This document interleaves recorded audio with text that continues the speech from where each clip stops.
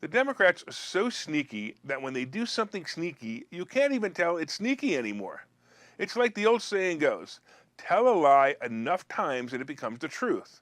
So the lying, sneaking Democrats passed a bill this weekend that will cheer all because it's called the Inflation Reduction Act. That's right, a bill that has nothing to do with inflation whatsoever and actually may cause inflation.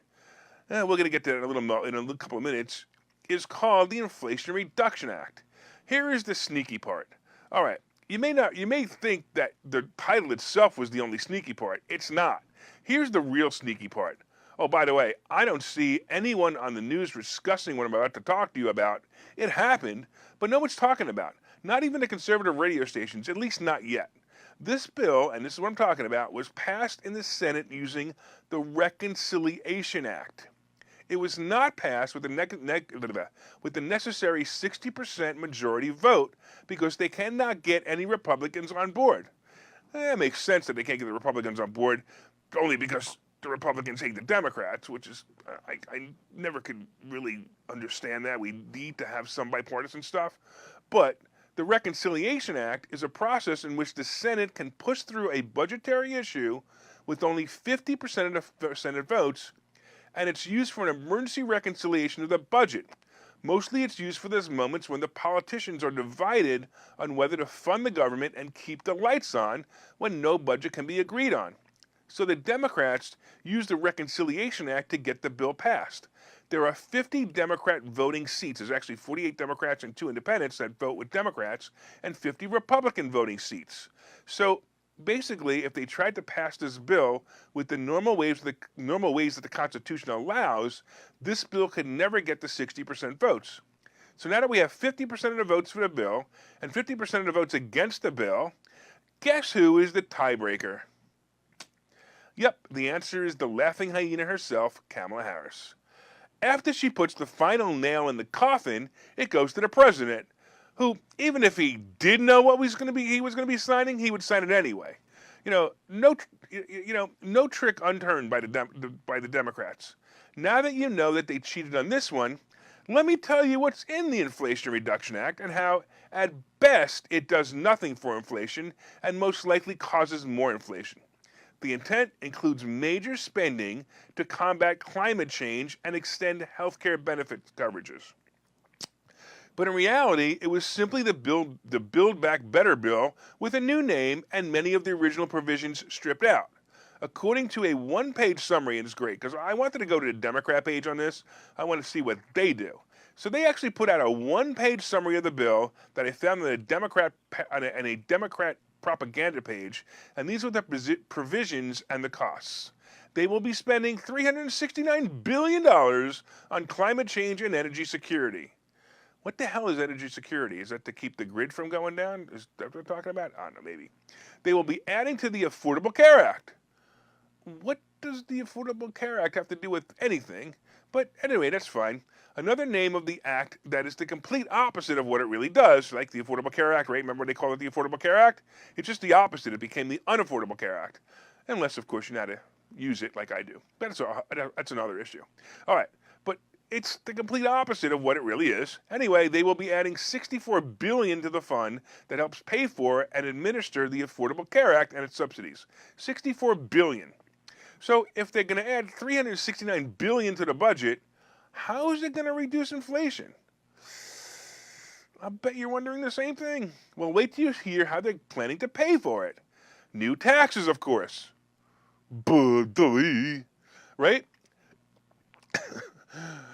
First and foremost, a new 15% minimum corporate tax. They're going to be adding also 87,000 IRS agents to conduct audits. Some kind of negotiation with drug companies for Medicare to pay less to them, and some carried interest loophole, as they call it. They're going to be eliminating that. So let's examine how each one of these steps will, reduce inflation. Hello, McIdiots. If you raise corporate taxes 15%, the first things corporations do is raise their prices to pay the additional tax.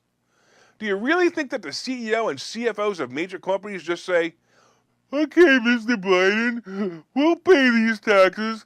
Thanks for being a friend"? No, they don't do that. They raise prices.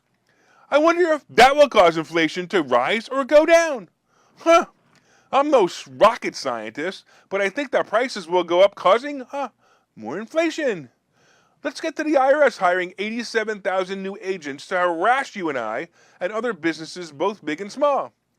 Who's going to pay for this? Oh, I get it. We will press people so hard that they will offer to pay anything to the IRS to get the agents off their back. Yeah, that will reduce inflation because once you go bankrupt by someone who didn't file properly because they didn't understand the 2,652 pages of tax code, in comparison, by the way, if you compare that with 450 words per page, that puts the tax code at well over 1 million words. So when someone is harassed for making mistakes that cause penalties and interest to be more money than they ever made in their life, that person can no longer buy goods or services. So I guess that could reduce inflation if those people are no longer in the demand chain. But let's go on. The prescription drug reform. The government will now have more power to negotiate prescription drugs when Medicare is paying for it. You mean the government who paid over $600 a dose for the COVID vaccine and booster shots? These are the people who negotiate with the drug companies? Need I say more? Finally, let's discuss the carried interest rule. This would take some time to explain, but it's a rule that mostly helps hedge fund managers defer or pay less taxes on gains they make managing the fund.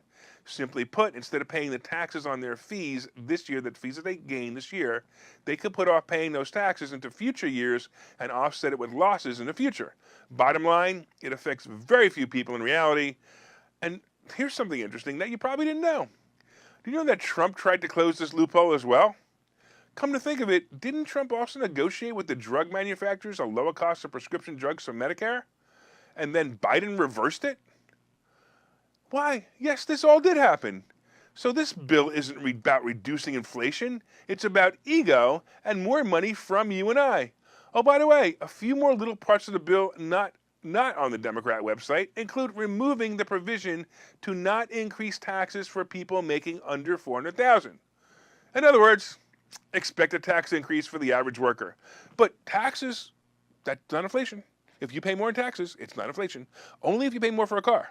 Only if you pay more for a house. Only if you pay more for food. But if you pay more in taxes, it's not inflation. And here's another hidden gem. They will be adding new regulations to coal mining, to make heating prices increase. Well, so much for inflation reduction, unless, of course, you have a solar-powered electric car. What, you don't have one yet? Well, go buy one. According to the Dems, you can afford it. This bill is going to get uglier and uglier as time goes by, so brace yourself.